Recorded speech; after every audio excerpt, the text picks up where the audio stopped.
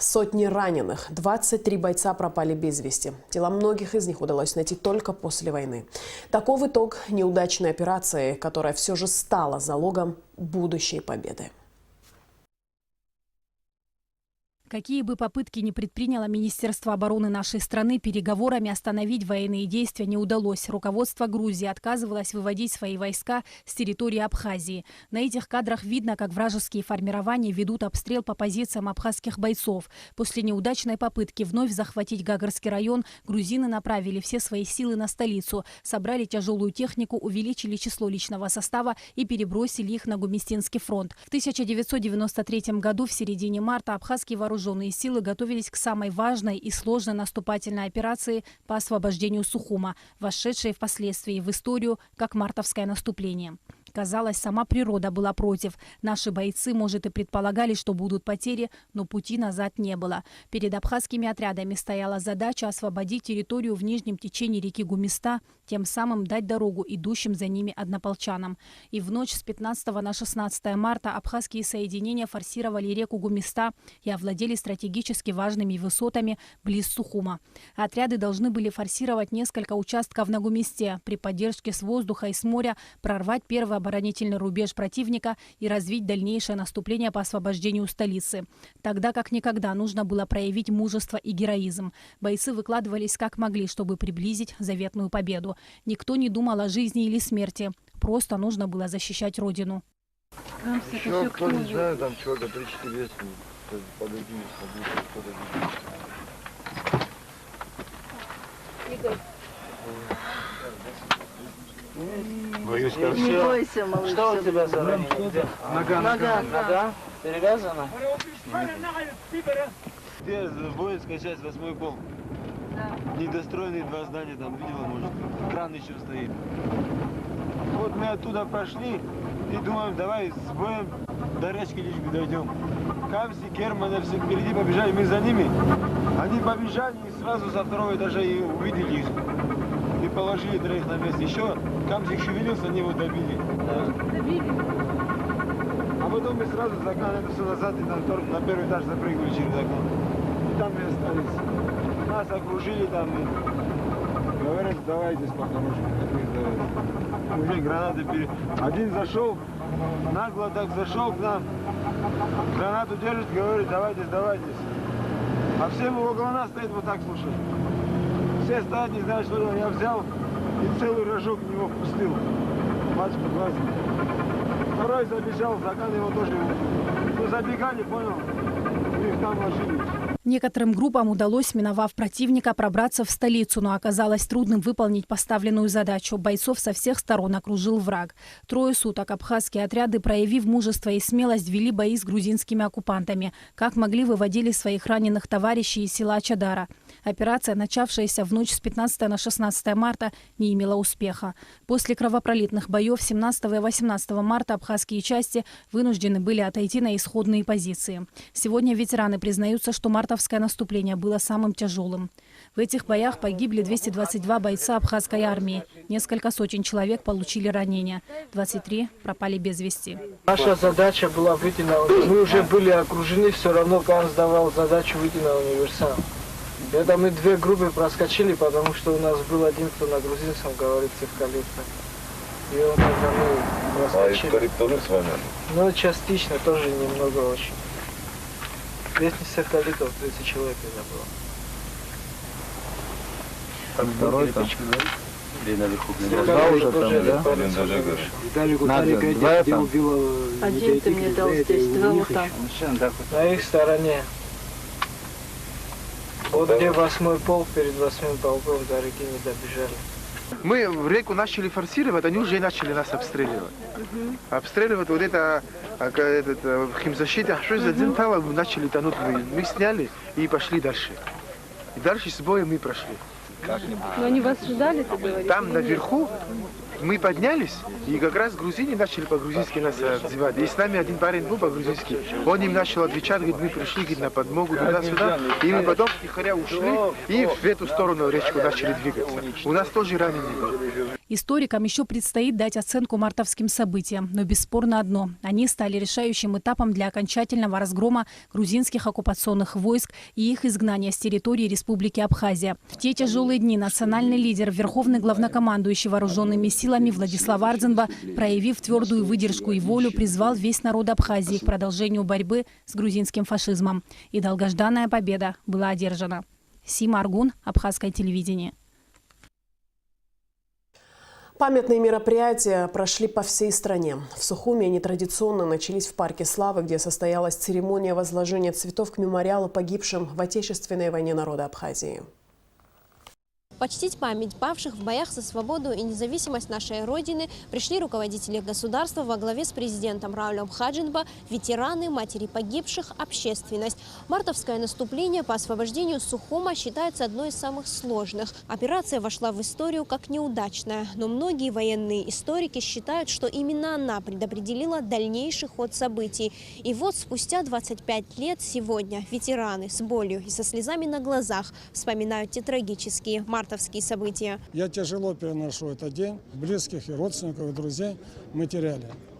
У меня вот сегодняшний день я сюда пришел, я весь дрожу. Когда началась война, я в то время был начальником оперативного дела.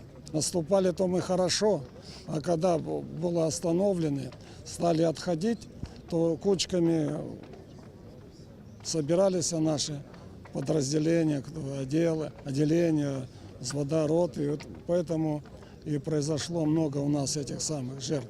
Жертвы еще происходили от того, что мы, когда проверяли пути выхода на задание, то противник выставлял минные поля. Каждый год в эти дни идет дождь, мелкий или заметный. Он помогает скрывать слезы, но боль скрыть невозможно.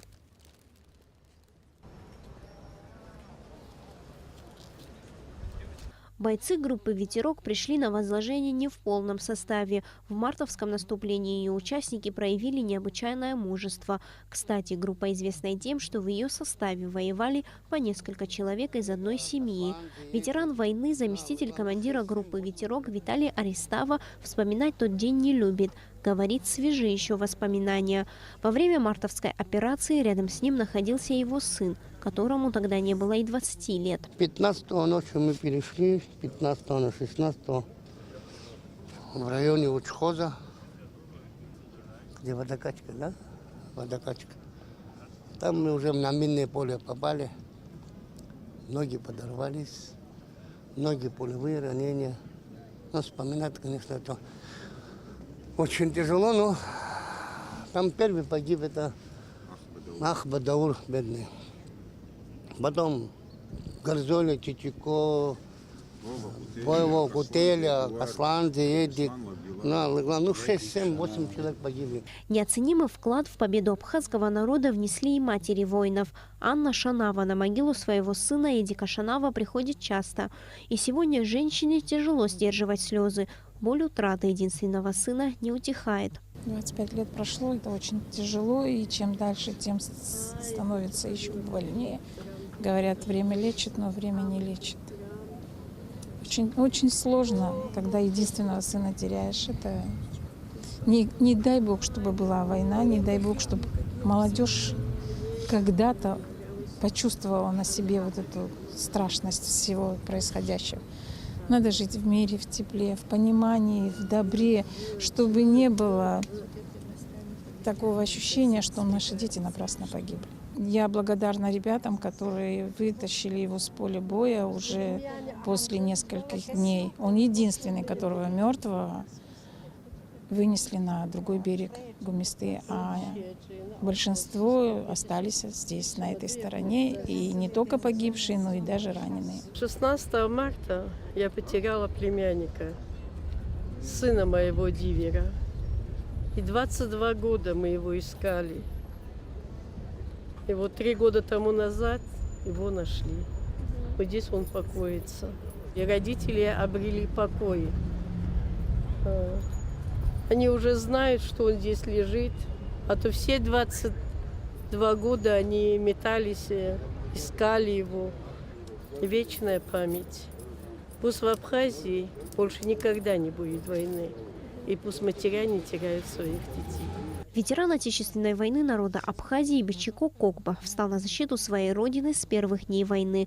Он вступил в группу «Ветерок». Мартовские события вспоминает каждый день, но очень редко говорит об этом. Слишком больно за друзей, которых отняла война. 2 часа ночи нас пустили в наступление. В результате чего, что мы попали в минные поля. И снайпера, в общем, там было тяжело. Сразу начали ребята погибать, друг друга начали вытягивать. И так в результате очень многих ребят оставили в поле боя, не смогли вытащить.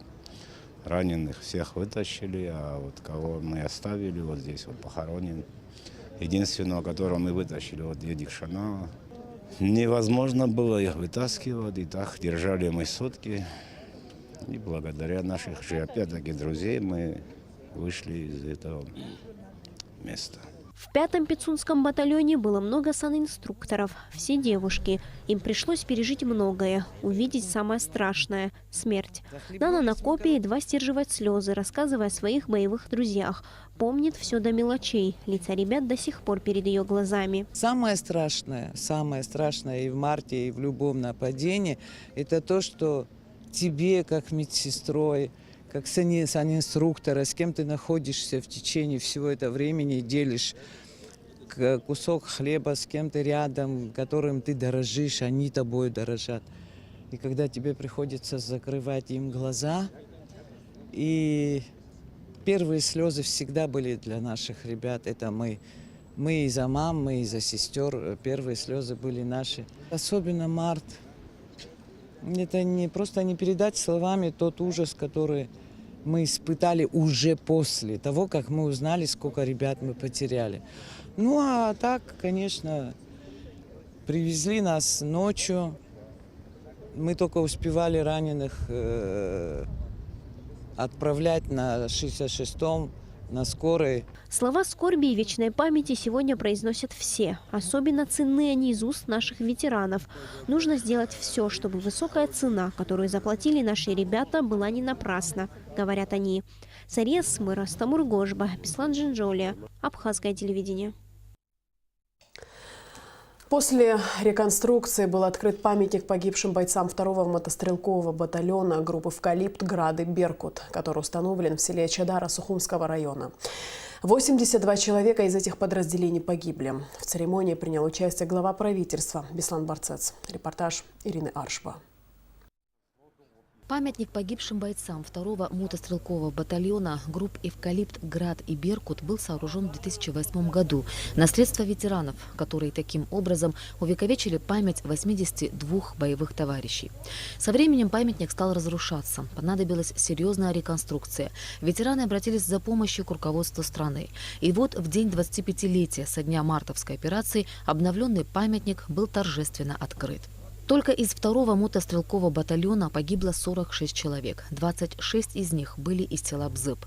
Людмила Тарба была на тот момент заместителем командира батальона. Март был очень холодный. Очень трудно было с этой речкой, с переходами. В нашем батальоне погибло 46. Из них многие пропали без вести. До сих пор есть люди, которые не нашлись. Некоторых нашли, слава богу, перезахоронили. Это уже 4-5 человек перезахоронили. Мы представляем 2-й батальон. Бзыбцы мы все с одного села. В мартовском наступлении погибло более 26 жителей села Бзып. Мартовское наступление послужило поворотом для дальнейшей победы абхазского народа. И сегодня, находясь на этом для нас святое это место, вспоминаем своих боевых друзей, чтим мы их и хотим, чтобы процветала наша страна. Не напрасно они погибли. Сегодня у нас страна свободная, независимая. Прошло 25 лет, но воспоминания ветеранов все так же свежи. В списке погибших на мемориальной плите имя девушки, медсестры Ирины Гацеридзе, которая до последнего спасала раненых бойцов. С нами была Ирина, гагарская девочка. Мы должны были идти с нашим батальоном. Харахандукла, раненые появились. Им пришлось нам остаться, она с ребятами пошла. Все вот это вот прошла, и вот здесь в этом зеленом доме с нашими ребятами последнюю рубашку порвала и завязывала их. Это героизм большой. Если мы не скажем, кто скажет. Командир взвода разведки Лаврентий Чакмач вспоминает, как ему удалось тогда подбить вражеский танк и подорвать дзот, в котором находились грузинские пулеметчики. Наши ребята вот как бы лежат в речке и дзот. У меня, я себе, как у Шварценеггера, пошил эти. Здесь 2 гранаты было. Вытащил одну гранату, обошел дом и прям подошел к дзоту, в дзот туда. А там наши, видно, тоже покидали, и как такие взрывы. Я только успел, как говорится, убежать, меня в плечо ранило, весь в горло, так, легкие там. В семье Аксента Зантария воевали 3 сыновей – Даур, Тимур и Астамур. Тимур – инвалид 1-й группы, а имя Астамура золотыми буквами в списке погибших. Несмотря на преклонный возраст, сегодня Аксент и Дарико Зантария здесь, рядом с боевыми друзьями своих сыновей. Дни мартовского наступления 1993 года навсегда останутся в истории Абхазии как самые трагичные. За несколько дней неудавшейся операции погибло огромное количество бойцов, но это наступление стало большим уроком, благодаря которому были исправлены ошибки и в дальнейшем удалось одолеть врага. Ирина Аршба, Алексей Агухава, Абхазское телевидение. Акция, посвященная памяти погибших воинов в мартовском наступлении, прошла в Сухуми. Организаторами мероприятия выступили Государственный комитет по молодежной политике и Городской комитет по вопросам молодежи, спорта и администрации Сухума. Сотни молодых людей сочли своим долгом принять участие в акции. Каждый год в память павших воинов в мартовском наступлении в столице проводятся патриотические акции с участием молодежи. С утра на площадь Свободы в Сухуми начали съезжаться старшеклассники и студенты со всех районов Абхазии. Молодые люди признаются, несмотря на то, что они родились в послевоенное время, знают о событиях тех лет по рассказам старших, дедов и отцов. Этот день очень важен для нас, для молодежи. Но мы не должны забывать их подвиг, который совершили наши отцы, наши деда. Многие здесь, которые сейчас участвуют, их родные, близкие, тоже участвовали в этом мартовском наступлении. Многие отдали свои головы, чтобы мы сейчас могли так спокойно жить. Этот день для истории Абхазии очень трагичный. Как говорил мой отец, участвующий в мартовском наступлении Руслан Делба, этот день привел нас к победе. И он конкретно мне не говорил, какие события там происходили, потому что когда он вспоминает это с болью, потому что у него там погибли его друзья, одноклассники, близкие. Для нас, для подрастающей молодежи, самое главное не забывать такие даты. Около 300 молодых людей с флагами и цветами направились в Парк Славы к мемориалу павших воинов, чтобы почтить их память.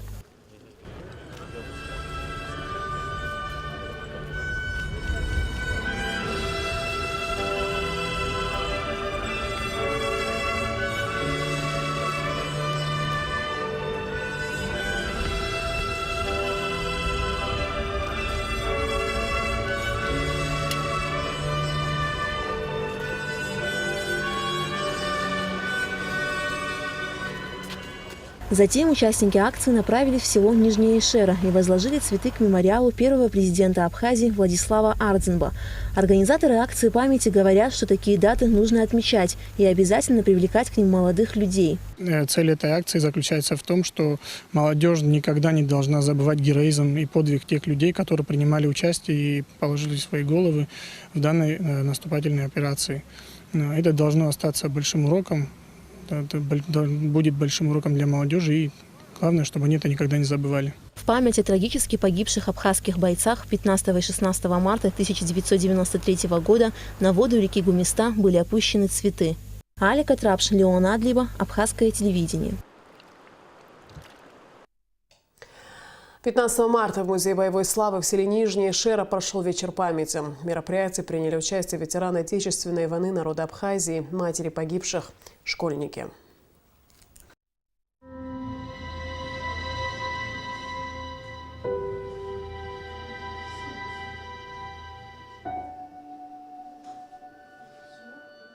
В акции памяти приняли участие ветераны войны и школьники. Они с трепетом просматривали кадры военного архива мартовской наступительной операции.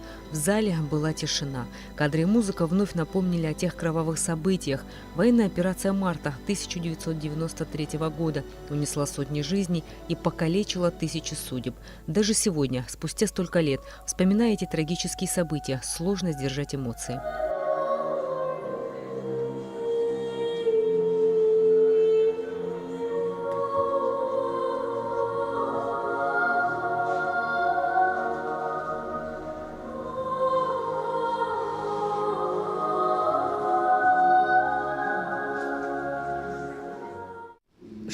Марта – это был очень трагичный день. Я помню, что было страшно, потому что везде рядом были погибшие.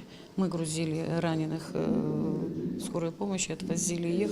Сегодня я хочу преклониться перед матерями погибших, которые воспитали таких героев. Сегодня ветераны войны в один голос говорят: тогда, как никогда, нужно было проявить мужество и героизм. Бойцы делали все, что могли, чтобы приблизить заветную победу.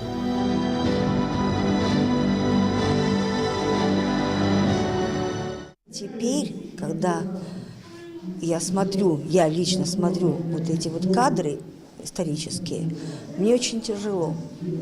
Я вот сейчас начинаю понимать всю тяжесть войны. Тогда мы шли за своей победой. Мы не задумывались о том, что жизнь наша висит на волоске каждую секунду, каждую минуту. Это история, которую надо передать нашим детям, будущим поколениям, чтобы это сохранить. Для того, чтобы строить мир, нам нужно помнить о войне. Если мы не используем опыт войны в мирных целях, грош цена всему тому, что было. Мы должны помнить о том, какие мы потери понесли, какой генофонд мы потеряли. Акция – это напоминание всем, что мы не забыли и не забудем. Те, кто подарил нам свободу ценой собственной жизни, будут жить вечно в наших сердцах. После просмотра военной хроники ветераны войны прошли по коридору сквозь белоснежные карточки с именами погибших в те страшные мартовские дни.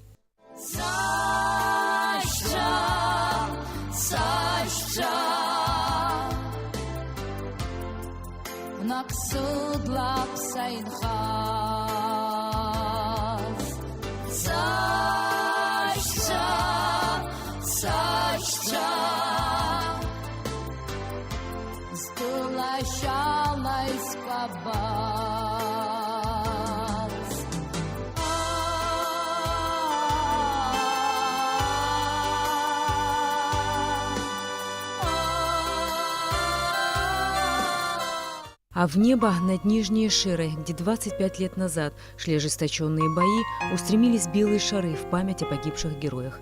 На мосту через реку Гумиста горят свечи. Крошечные огоньки вспыхивают один за другим и освещают дорогу, по которой когда-то наши бойцы пробирались в столицу, прокладывая путь к победе.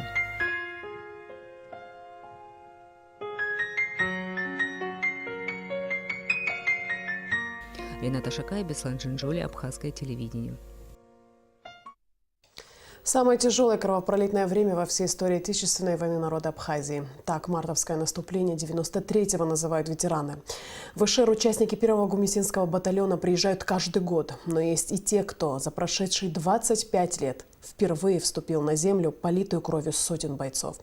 Они вспоминали те страшные мартовские дни и друзей, не вернувшихся с поля боя.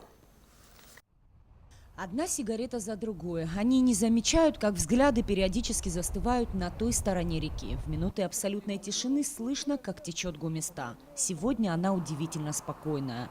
Оглядываясь по сторонам, ветераны замечают, русло реки довольно сильно изменилось. Вода унесла большую часть опорной стены и блиндажи, в которых они прятались от массированного обстрела врага. Мне кажется, что мы выполнили поставленную задачу. Во-первых, был проверен моральный дух нашего солдата. Он был высок. Было много недоработок, но в будущем это было учтено. Наш батальон где-то сутки мы здесь пробыли на территории противника. Когда говорят, что ничего не было сделано, почему нет? Ведь в городе практически не осталось врага. Враг был сломлен. Как бы не было плохо у нас, у них было еще хуже. Я вспоминаю, прежде всего, тех, кого нет с нами. 16 марта практически на моих глазах погиб очень известный историк Виталий Будбай. Уникальный человек. Здесь погибли братья, двоюродные братья, совсем мальчишки, братья Дзяпщипа, очень близкая мне семья, Мика и Кысик. Вот. Там был мальчишка, я помню только его по имени, Али, чеченец, тоже ему было лет 18-19. Зурик, короткий, его мы звали фамилию, сейчас не помню. То есть погибло, к сожалению, много ребят. Конечно же о них, конечно же больно, что они не дожили до этого дня. 25 лет назад была ясная солнечная погода. Вот только холод был ужасный, вспоминают участники мартовского наступления. Пронизывающий ветер пробирал до костей. Но ребята прыгали в воду, переходили реку, ведь впереди был захваченный врагом Сухум. Но нас не остановило ни ветер, ни холод. Мы хотели в Сухум попасть раньше кого-либо. Более того, мы их напугали, я это точно знаю, с их слов. 20 числа был на мосту, на переговорах с ними, чтобы погибших забрать. И они попытались сдаться нам. То есть моральный дух был подавлен у них. И возможность, что в следующий раз мы будем в Сухуме, их перейдем, и они поняли об этом. И пытались сдаться.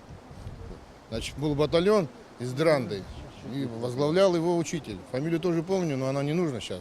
Попросился сдаться. Мы подготовили, Багратович подготовил там переход, подготовили автобусы и людей со знанием грузинского и мигрейского языка. Мы хотели перейти в их окопы и без боя сидеть в их окопах, ждать следующую их смену. Вот такая была задача. Первый, который начал переходить, сдаваться, с их стороны кто-то его подстрелил. Мы выполнили свою задачу. Да, были у нас потери, война без потерь не бывает. Гуместа рождает героев, говорят это всегда.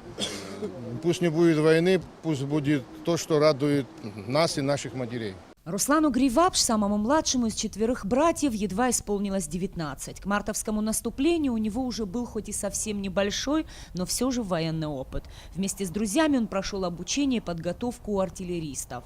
За спиной у Руслана также был плен. Он вместе с 35 ребятами попал к грузинам в самый первый день войны. 22 дня у врага. Руслана и остальных ребят обменяли, и он пошел на фронт, туда, где уже воевали 2 его родных брата. У меня был миномет 82-миллиметровый, Василек. И прикрывал отход ребят. Как раз ребята находились на противоположной стороне берега, прятались за бруствером. И там идет дамба, на углу дамбы стоял Белый дом. С этого дома постоянно снайпер работал. И не давал отойти от бруствера, чтобы они перешли на нашу сторону. Была поставлена задача погасить снайпер. Во время обстрела с миномета в сектор обстрела попал танк их, вошел. Просто мы увидели дымы от танка и начали беглым огнем вести огонь. И по чистой случайности попал ему в моторный отсек, он выехал на дамбу, развернулся и заглох. К несчастью, которые у нас на войне погибли, во время войны молодые ребята, 15-16 лет, они что такое задний ход не знали, они были горячие. Им автомат в руки дали, они думали, что это гаубица, здесь стрельнул, там убил, а на самом деле это было не так. Мы которые в армии служили, которые знали, как себя сохранить, спрятаться от пули, дуры. Пуля дура, она никого не выбирает. Вот они горячие ребята на все шли. Вперед они шли. Своих позиций бойцы не сдали, хоть понесли большие потери. Страха не было, говорят. То ли враг оказался трусливый, то ли желание освободить родину было слишком сильным. Но они не отступили. Все было обговорено, что они спокойно переправляются. Кто чем занимался, тем занимается. Моя задача. Они прошли, потом уже кто остался, мы должны были пройти. Просто я работал над теми, кто работал против них. Моя задача была работа снайпера, прикрывать, короче. Одним словом, вот тут сидело 300 человек, и обстрел шел полностью. Там мины, подорвались ребята, очень много погибло там. Бойцы первого мотострелкового батальона Гуместинского фронта были у врага как кость в горле. То они среди ночи устраивали светошумовые нападения, заставая грузин врасплох, то наносили ощутимый урон вражеской технике. Продумали, мы взяли зеркала на нижней санатории Шира, порезали зеркала, поставили миномет, противотанковую мину разрубили, она не взрывается так. И ее поджигаете, она горит ярким светом и потом тухнет. Мы вот побрускали по всей территории, там штук 10 мест поставили, зеркала направили на их сторону и по команде, по-моему, в 3 часа ночи подожгли это и положили за бок. И получился эффект того, что с нашей стороны как будто прожектора светят. Они, конечно, не поняли это, но мы просто как бы проверить их пошли. Ну, а потом, правда, дало эффект, в течение часа их вся техника завелась и уехала. Вот здесь у них дзот был под танк. Мы всю ночь копали, рыли, чтобы наш танк, пятерка наш танк подъехал и мог прострелять. Вот. Там дом был разрушенный. Мы всю ночь копали экскаваторами под обстрелом, приготовили им место, но там он не смог подняться, потом на следующий день сделали, он поднялся. Простреляли, вот этот дзот убрали. Дзот убрали, первый раз, с первого выстрела, правда, он не попал, но потом попал. И сразу откатились назад. Ну, много здесь случаев было. Больше всего вспоминаем о ребят, которые погибли.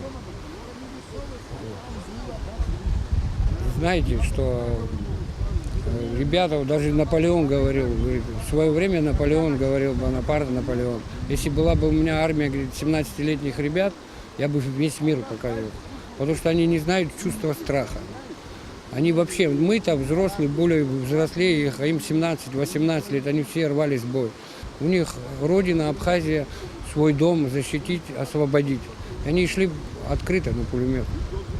Больше всего их мне жалко, погибших ребят всех. У меня здесь племянник 18. Погиб. Погиб, он попал в плен, был в ногу раненый.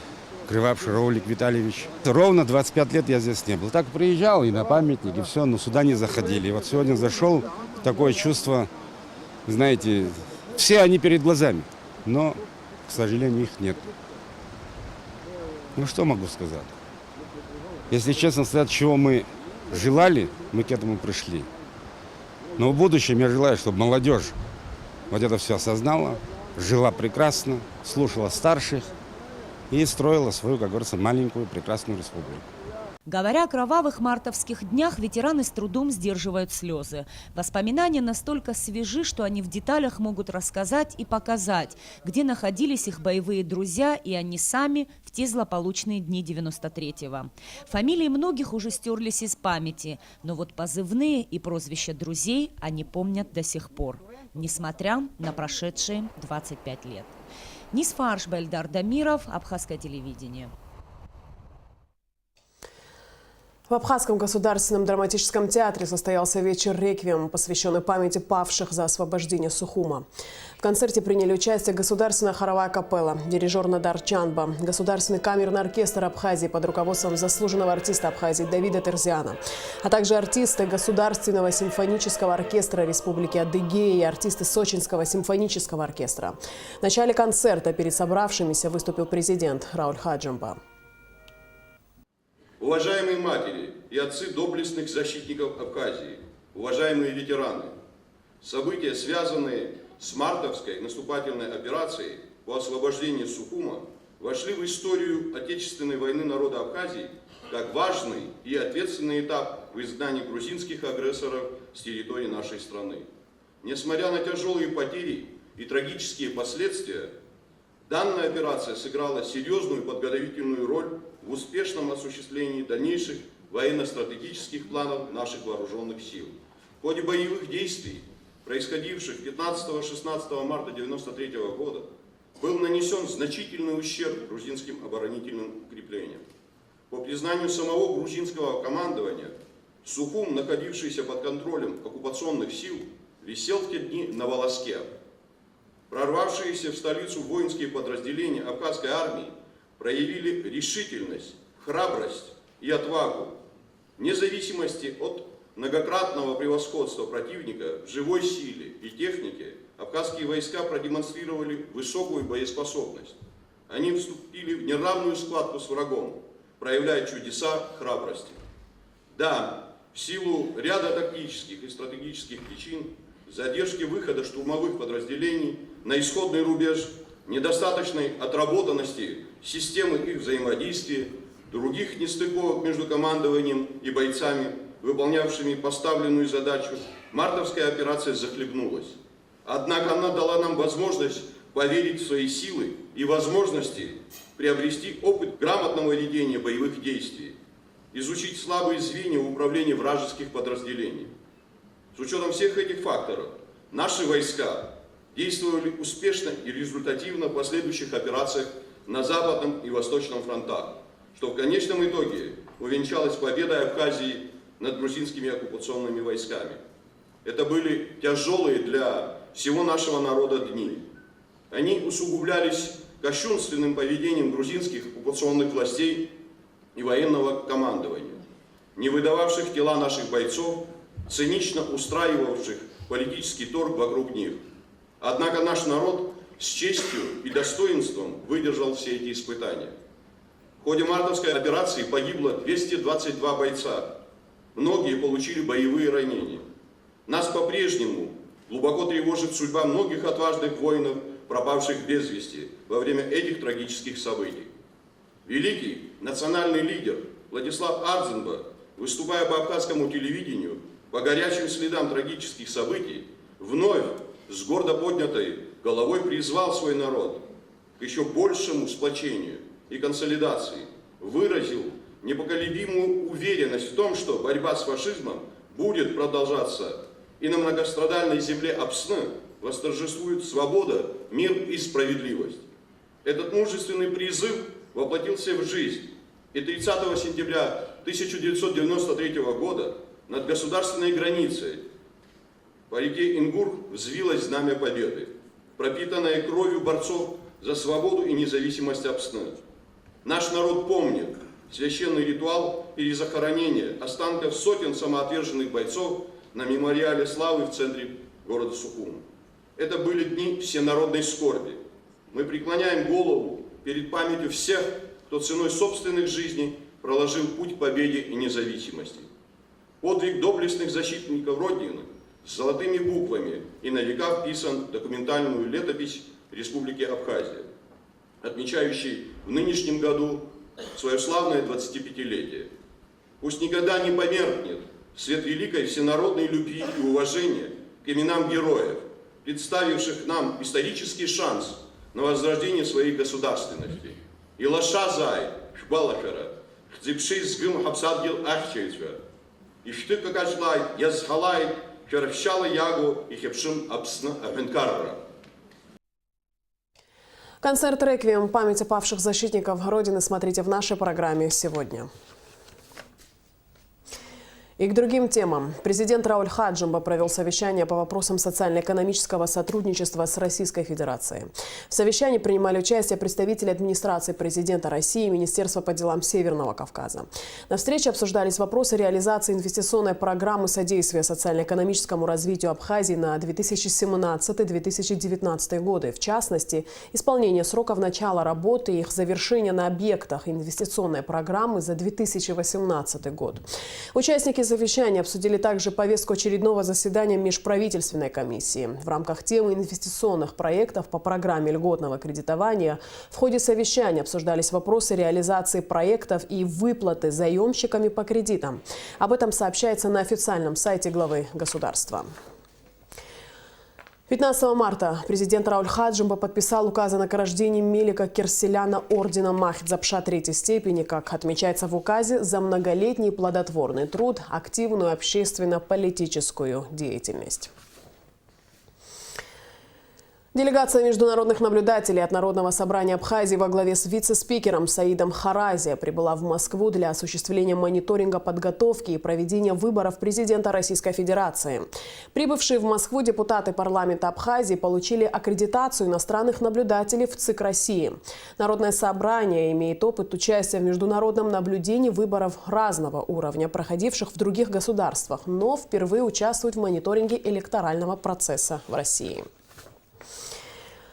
Абхазская делегация во главе с президентом Торгово-промышленной палаты Геннадием Гагули находится с визитом в Республике Сербской. Членов делегации принял президент республики Милорад Додик. В состав нашей делегации входит министр экономики Эдгур Арценбам. Приоритетное внимание на встрече было уделено взаимодействию в сфере экономики и туризма. Обсуждались и вопросы взаимного долгосрочного сотрудничества между двумя республиками и расширения уже сложившихся взаимоотношений. Ранее гостей принимал президент ТПП Республики Сербской Борко Дурич. На встрече обсуждались вопросы дальнейшего взаимодействия палат.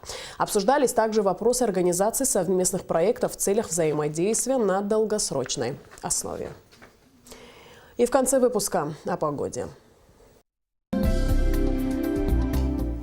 По сообщению Гидромедцентра, в выходные дни в Абхазии будет ночью облачно, днем преимущественно ясная погода. Температура воздуха ночью плюс 9-14, днем 19-24 тепла. Температура морской воды плюс 10.